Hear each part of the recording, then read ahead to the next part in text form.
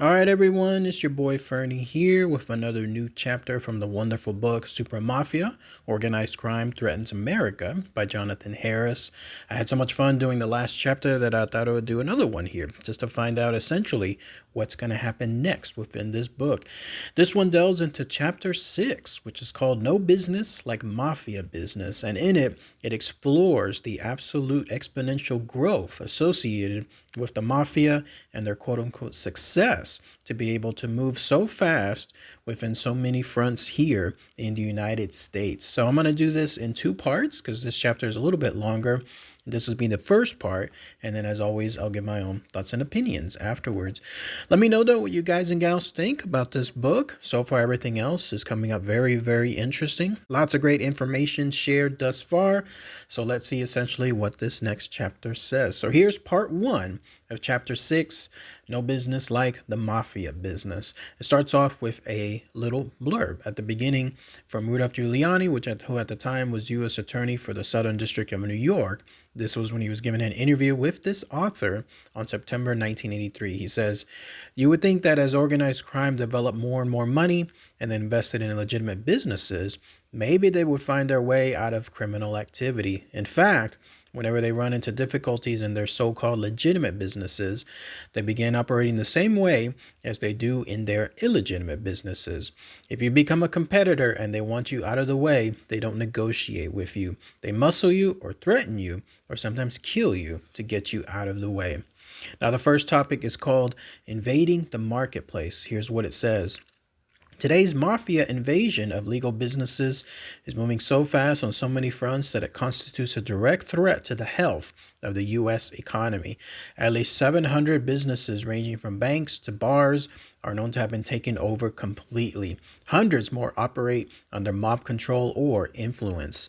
As Time magazine puts it, mafia-controlled businesses affect Americans' lives from cradle, diaper services to grave, funeral parlors. They include construction companies, liquor stores, meatpacking companies, trucking firms, hotels, restaurants, insurance companies, supermarkets, and plastic manufacturers. Long-range investments flow towards such enterprises as silver mines, whole shopping centers, and horse farms. Mafia cash has even funded banks, but for such purposes, the money has to be well laundered first through foreign banks.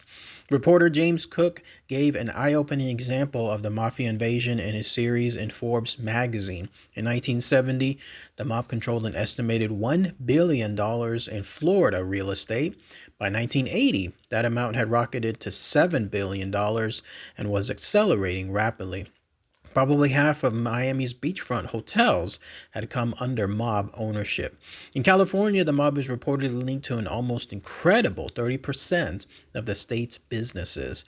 It owns tens of thousands of acres of prime development lands in the southern part of the state. Shopping centers, condominiums, and health spas are under its thumb. Mafia-controlled property in Riverside County alone is valued at $200 million. Testifying before the U.S. Senate Judiciary Committee, Lieutenant Colonel Destino of the New Jersey State Police described the kinds of businesses that the mafia seeks out.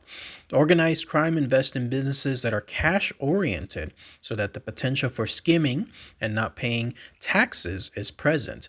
Also, they invest their monies for laundering purposes and are interested in businesses where the potential for extortion exists and businesses where the opportunities for fraud are the greatest, such as bankruptcy frauds, arson, and insurance frauds. Once the mafia has infiltrated a field of business, it will attempt to monopolize that field. If it succeeds, according to Brooklyn prosecutor Edward A. McDonald, prices will go up and the quality will go down. It should be noted that this is often also true when legitimate businesses attain a monopoly or even a near monopoly. The next topic is called What's in It for the Mob. The mob's motives for moving all that cash into legal enterprises are complex. First and foremost is the urge instinctive in every businessman, legitimate or not, to put profits to work, earning more profits. As FBI agent Edwin J. Sharp explained to journalist James Cook, the mob is not inclined to dig holes in the backyard and bury its money or hide it under the bed or in safe deposit boxes. That money's got to be constantly moving. It's got to go somewhere, back into narcotics or into legitimate investments. Secondly, the money earned through legal channels provides the mob with visible sources of income. These help fend off prying official questions about how this Mercedes or that $250,000 house or that swimming pool or that diamond bracelet or those bulging bank accounts were financed. Visible income provides a means for keeping the tax collector happy. Mafiosi have been keenly aware of the importance of regular tax returns ever since the days of Al Capone. The mightiest mobster of the 1920s evaded criminal charges of almost every description for years. He was finally convicted of income tax evasion, drawing a long sentence that ended one of the most lurid careers in the annals of crime. With income taxes ever in mind, today's mobsters sometimes put their money into companies that actually lose money. They make such undertakings look like money makers by feeding some of their own illicit profits, which they can report as normal earned income. They can then file verifiable tax returns, which they hope will keep the government off their backs. Highly paid lawyers and accountants are always available to ensure that these meticulously doctored tax forms make a law-abiding impression. Many of the mob's legitimate investments pay off as big as and sometimes bigger than some illegitimate ones. These safe and steady earnings either get plowed back into the businesses that earned them or are moved out to finance new criminal ventures. Either way, they help inflate the mafia's power and wealth. They also provide a veneer of respectability for which many gangsters seem to yearn. The legal enterprises often work as fronts for illegal activities of various kinds. Many an innocent-looking store or pizza parlor masks a major bookmaking operation in the back room. Many an apartment house shelters at least one narcotics mill where nearly pure drugs are cut, i.e. diluted, to the proper mix for street sale. Many a supposedly respectable discount store offers stolen merchandise way below normal retail prices. Another advantage of participation in illegal enterprises is that prosecution for doing so is relatively rare. Capital investment is, after all, no crime in of itself. And when some gangster does get caught putting a crooked twist on a straight undertaking, punishment tends to be light. This is one field where, in author Auguste Becquois' words, the mafia can steal more and pay less. The next topic is takeover techniques. The mafia has an impressive way of methods available for business takeovers. Sometimes it starts as a straightforward offer of capital to a healthy ongoing enterprise. Businessmen are almost invariably eager to expand. Too often, they welcome additional funding without looking too closely at its source. In another common takeover ploy, mobsters sometimes accept an interest in a lawful business in payment of the owner's gambling debts, or it may happen because a businessman got over its head with a mafia loan shark. When that happens, the mobster may find himself in an awkward situation. Once he is involved in the business, he obviously wants it to make money. Threats to the person running it or to the business itself then become less credible. Why would the gangster do harm to a source of its own wealth? Of all takeover methods, extortion has probably been the most widely used. Its traditional form consists of direct, uncomplicated threats of violence. Either we become partners of your business, or you, or your family, or your home, or the business gets hurt. In other instances, blackmail may be brought into play. Its effectiveness usually depends on the businessman's weaknesses, whether it's drugs, drinking, women, gambling, or any other form of problem behavior. Investigation of mob takeovers has often been hampered by businessmen's reluctance to testify against the mobsters. The New York State Investigation Commission recently deplored this attitude in emphatic terms.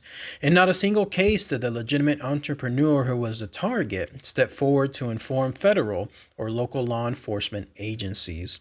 Fear of reprisal lies behind the businessman's understandable caution, but sometimes it reflects something very different: the businessman's own part in bringing in the mob. More often than is admitted in public, Mob involvement is a product of what ex-mafioso Fat Vinny Teresa described as the larceny that's in a lot of millionaires that makes some easy game for a mob swindler.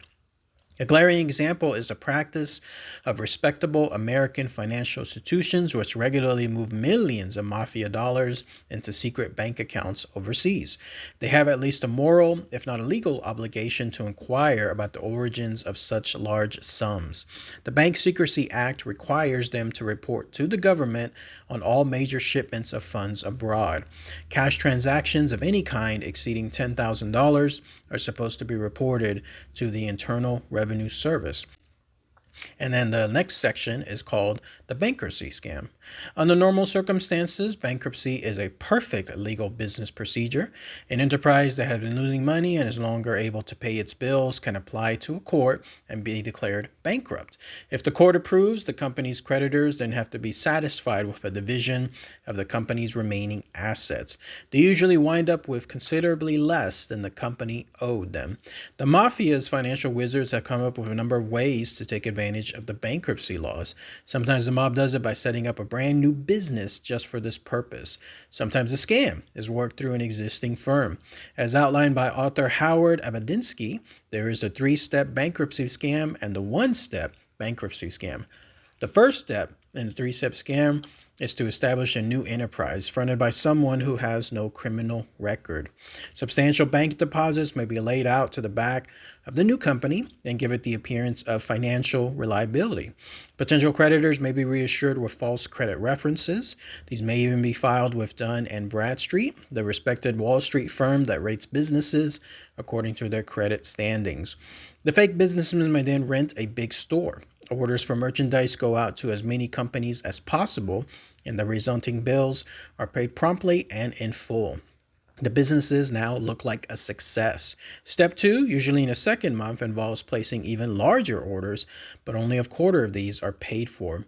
Step 3 in the third month is crucial. The merchandise orders this time are bigger than ever. Types of merchandise most favored for this type of operation include jewelry, appliances, and other items easily converted into cash. As soon as the goods have been received, they are swiftly and secretly shipped out to a fence, i.e. professional receiver and seller of stolen goods, or they may go to a legitimate businessman, preferably one with a large stock. The supposedly honest but actually willing accomplice blends the new merchandise in with his own. He pays below wholesale prices for it and greedily anticipates his extra profits. Meanwhile, the mob's phony company is now declaring bankruptcy. There is little or nothing left for the creditors to share. The one-step scam requires a takeover of an existing business. Its regular suppliers are giving no notice that there has been a change in management. Instead, the new management, actually mafiosi, screened by in front, places extraordinarily large orders. The goods are then fenced, as in a three-step swindle. To the great shock of its creditors, a thriving business has suddenly and inexplicably gone bankrupt. Sometimes the one-step operation is conducted through a so-called same-name scam. A new company is set up with a name as similar as possible to that of a respected firm. Unwary suppliers are then fooled into believing they are dealing with the older company when they fill the new outfit's impressive orders, but they soon find out that they've made a costly mistake. And that's it. Let's go ahead and let's pause it here for part 1 of this latest chapter. Once again, featured within the book Super Mafia, Organized Crime Threatens America, in this case being chapter 6. So let's talk about that here. Lots of good examples, right, associated with how the mob is basically is infiltrating so many parts of the U.S. Lots of companies, sectors mentioned, from construction companies, trucking firms, supermarkets, restaurants, insurance companies, and so on. It was pretty impressive to read the amounts that were basically back then, a couple of decades back, in terms of real estate, how they were almost in the billions, or were in the billions actually, and then how other states, Florida, California, and so on, had so much percentages associated with mafioso activity. So it's basically them infiltrating as many fronts as possible. And then that section that was talking about what's in it for the mob and basically what they do, it goes back to the notion of business in of itself. Use money to make more money. So in their case, like the title or the chapter mentioned, they're not going to necessarily stuff it within their bed or bury it somewhere or anything along those lines. No, they're going to put it into other forms of activities to try to get more money from it. The movie Casino does an excellent part showcasing that with the character there that's based on Tony the Ant Spilotro, how it talks in some of the scenes about him even realizing, how much money can he stuff within his bedroom. So in turn, he decides to put it into some investments on one end, and then on another end, he puts it into several restaurants, again, making more money, or the idea being of making more money, so that way he can continue to earn on many, many different fronts. So interesting to see how that movie was basically chronicling everything that was mentioned in the book, art imitating life, and vice versa. But fascinating stuff all around. Let's see what chapter 2 says afterwards. All right, everyone. Thanks again as always. Take care as always. Bye.